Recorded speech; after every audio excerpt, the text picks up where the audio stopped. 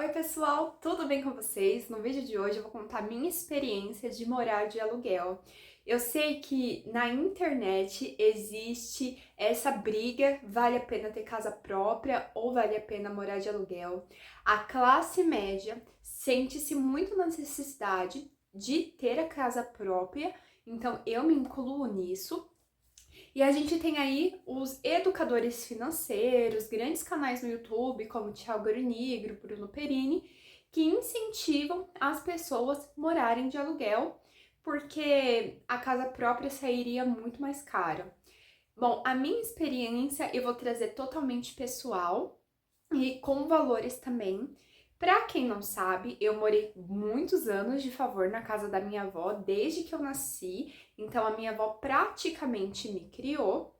Só que quando já fui pegando ali a adolescência, eu não gostava de morar de favor ali na casa da minha avó porque não tínhamos liberdade. Eu tenho muitos primos da minha idade e os meus primos sempre iam lá na casa da minha avó e às vezes eu queria ficar deitada, né? Porque eu dividia o quarto com a minha avó.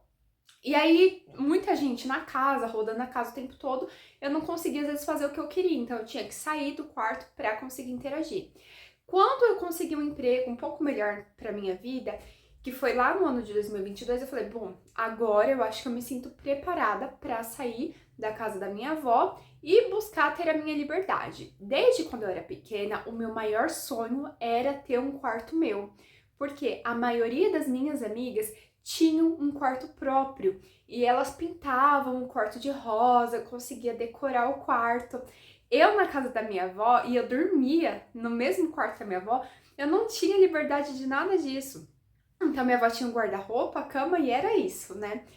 E eu quero trazer aqui, então, para vocês a importância da gente sim ter a nossa casa própria. Por quê? Os influenciadores de finanças na internet, eles são pessoas com boas condições financeiras. E eles, inclusive, têm a casa própria deles. Então, para nós, classe média, a gente relacionar ter o nosso próprio imóvel com a questão de segurança. Muito deles falam assim: ah, mas se você comprar um imóvel, o imóvel é do banco, ele só é seu quando você passa a pagar, quando você termina de pagar, né? E o que acontece é que aluguel, gente, não é diferente. Vocês acham que se eu não pagar o aluguel, eu não sou despejada? Porque é esse o argumento deles. Ah, o banco vem e vai tirar o seu imóvel se você não pagar o imóvel, né? Tudo bem. Aluguel é a mesma coisa. Se a gente não paga o aluguel certinho, a gente também é despejado. E essa casa que eu moro aqui de aluguel, eu contratei por uma imobiliária, tá? Então ela é intermediadora entre eu e a dona da casa. E assim, eu vou trazer então aqui referência de valores para vocês. Essa casa aqui, eu já falei em alguns outros vídeos que é uma casa antiga e simples.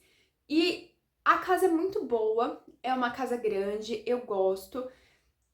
O valor, pessoal, eu acho salgado, tá? Eu não moro na capital, eu moro num bairro, assim, até mais distante, num bairro simples, e o preço, assim, é salgado. E só que essa casa aqui, ela precisaria de algumas reformas, alguns reparos, que eu, em particular, não vou fazer, porque eu não sou a dona da casa.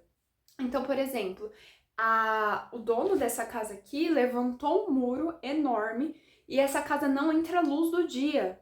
Então, constantemente eu penso que tá à noite. Às vezes é meio-dia, gente, o sol tá rachando e a casa tá toda escura.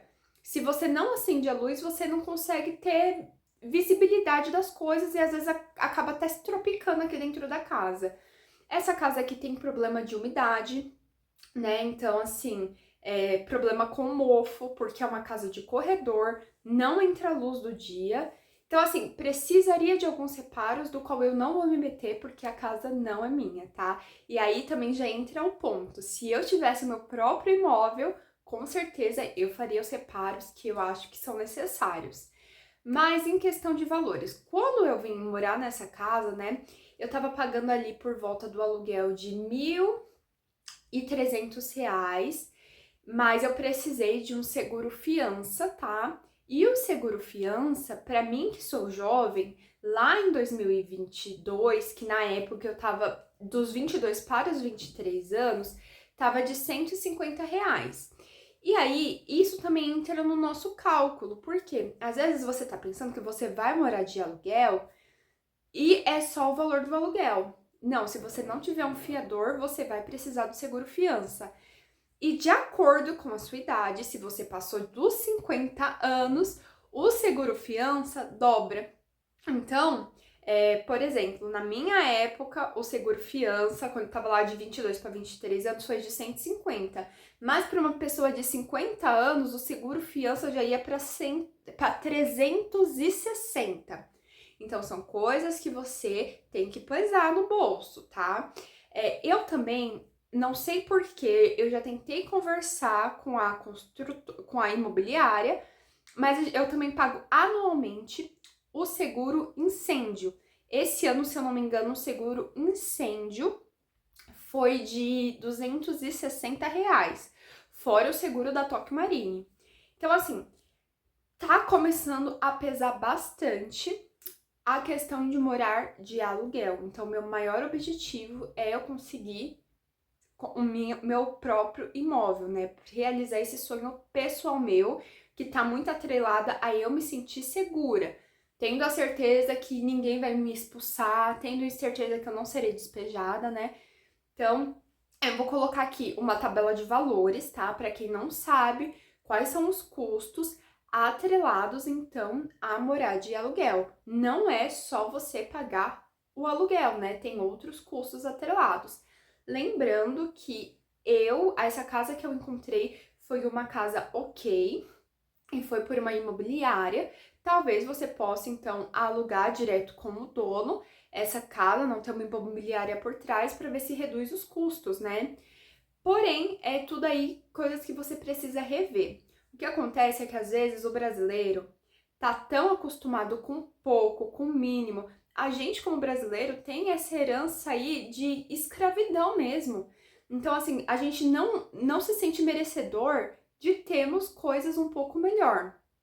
Esses dias eu pedi pro Uber vir me trazer aqui, né? E eu já nem gosto de conversar com o Uber. Aí o Uber perguntou: Nossa, você mora nessa casa, né? Porque a casa relativamente é grande, né? Tipo assim, não tem necessidade de você morar nessa casa. As pessoas estão acostumadas com pouco. E o mercado imobiliário, na verdade, é uma bolha mesmo, né? Pessoas mais seletivas conseguem ter um imóvel próprio. E o que dificulta muito pra gente é o seguinte: se você ganha R$ 2.000, aquele salário mínimo, se você não está se esforçando para melhorar de vida, as coisas para você tendem a ficar mais difícil, porque os imóveis estão sim se valorizando, diferente do que alguns youtubers acabam falando.